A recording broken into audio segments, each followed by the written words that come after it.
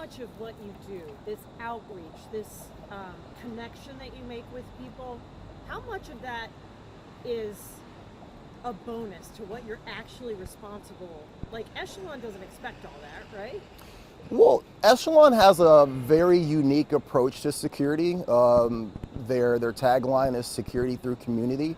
The owners of Echelon come from a military background, come from a law enforcement background, a special forces background, and part of the way to interact with people in forward countries to gain compliance and to gain respect within that community is through a community approach. If what you don't I'm meet, to get at here, and don't be humble. No, of course. You're kind of going the extra mile here. I mean, I'm assuming that's why you call yourself atypical security guard, right? Well, my outlook on private security and how I interact with people, I think stems from, number one, me being a little bit older than a lot of the people that are working in this environment. I'm 47, so I've got a lifetime of experience. I've got 4 children of my own. I've run businesses. I've gone to college. Like, I've done a lot that's given me personal experiences to be able to interact with people and meet them on their level. I think that might be a little bit atypical to the average security guard, but that's why I have these channels and these social media platforms, because I want to let people know that, let me say this, we've had 2 lethal shootings in the past 5 years. One that involved a security guard where the security guard was killed, one where the security guard killed a citizen. Both of those situations, in my opinion, could have been avoided with proper training, with a more empathetic approach. But these are the soft skills that aren't necessarily taught in training or taught in certification. It's something that you have to seek out and something that you have to think is important. But that's a very mature way of looking at interaction. It's a very self-reflective, being understanding of how important empathy and compassion is. That's just me personally, how I view things, but I've linked up with a company that feels the same way, so it's a great symbiotic relationship. My goal is that by showing other people the interactions that happen on the street, that'll inspire other security guards to kind of take that same approach, but also bridge that gap between law enforcement and security as well. I think that law enforcement officers could take a huge bit of positive interaction. They could really benefit from that as well. It's also showing.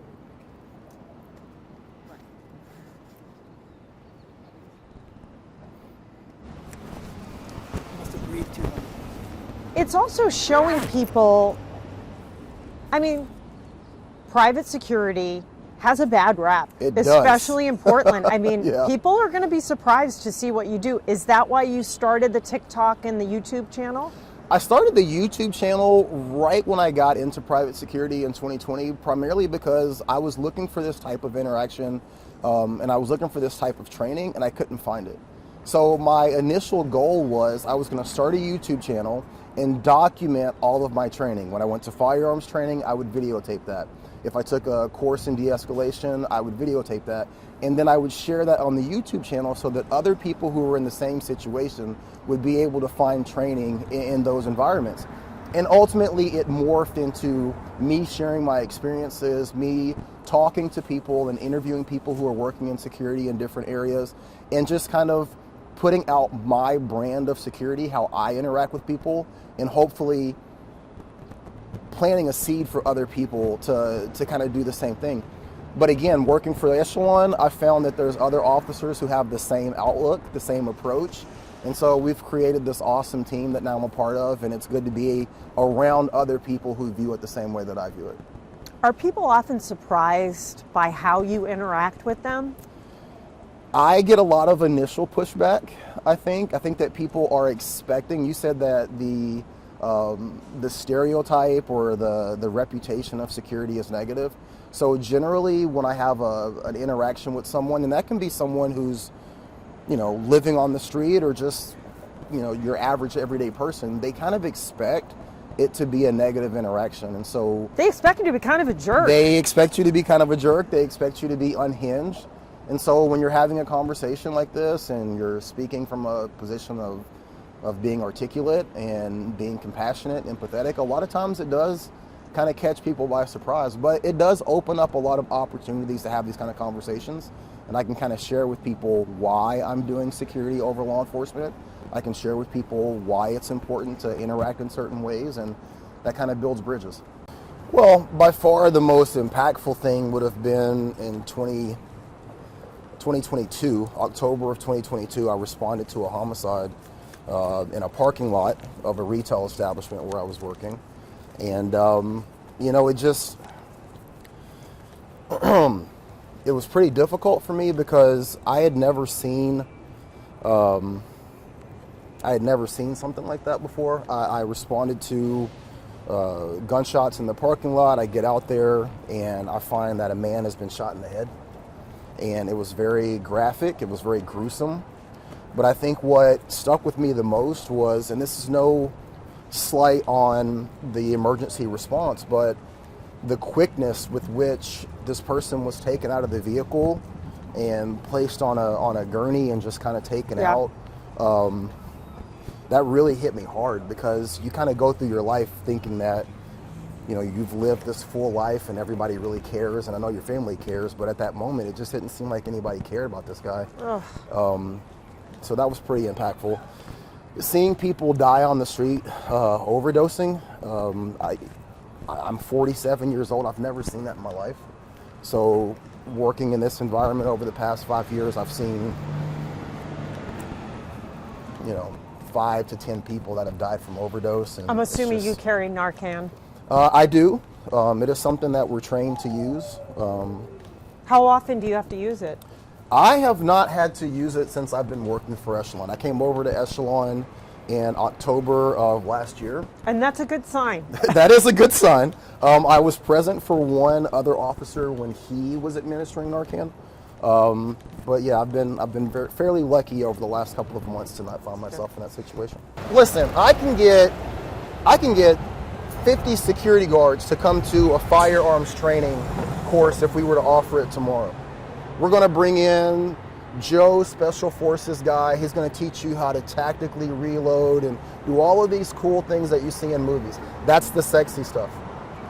I have been preaching for the last 5 years, hey, what you need to do is understand how politics, activism, marginalized communities, all of this stuff, how all of these things intersect.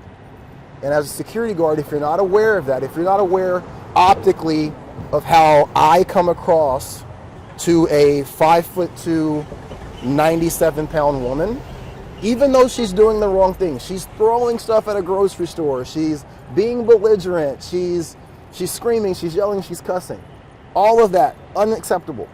But when I step up at 6'2", tattooed, dressed like a Call of Duty character, the optics immediately switch, regardless of what she's doing. So I have to be cognizant of that, aware of that, and interact with her from that perspective. Now, I can say I don't buy into that and I don't agree with that, all well and good. Now, when I have to put my hands on her and someone videotapes that from the side and it's chopped and cut up into a 30-second video that gets put on YouTube, no one is going to think about what she was doing. They're going to see the optics of how I approach that situation. Right. But if you can train a security guard to understand that, and so right from the beginning, when he steps into that situation, he's already thinking about that. So everything in terms of his communication with that person is from a perspective of, how do I optically de-escalate this? It's not about what you say or what you hear. 90% of the CCTV videos don't have audio. So it's your body language. If I approach you and I'm talking to you, I'm dealing with you, am I going to stand here and talk to you? Or am I going to stand here? Am I going to put my hands inside of here? Am I going to do this? Hey, I'm not here to give you a hard time. I'm not here to fight with you. No, it's okay. No, hey, you can go. Right? All of these little things are so important to change the optical perception of how things look to the outside, and that's what's so important. And it's very, very difficult to get security guards to buy into that. Where is the best place to put your hands? I saw you put your hand back there, and Portland police officers do that all the time. Yeah, people do this because it symbolizes not having your hands near your weapons. Okay, right? That's what I thought. And it's really comfortable. Yeah, right? it's like your vest is giving you But support. on the flip side, if you're a larger security Makes you guard bigger, or a larger right. police officer, it just makes you look Puffs even you up bigger, more, right? Which is why I like this. I put my hands in here, Okay. right? Just hanging out, right? So we're talking, we're having a conversation. You know, even if I'm just leaning up against the wall and talking to you, this is way less intimidating. I've made myself a little smaller, right? I'm not leaning into you, I'm leaning back. And all of these things have to be done with your safety in mind, but they're very important. They're very important in terms of how the other person perceives your interaction with them.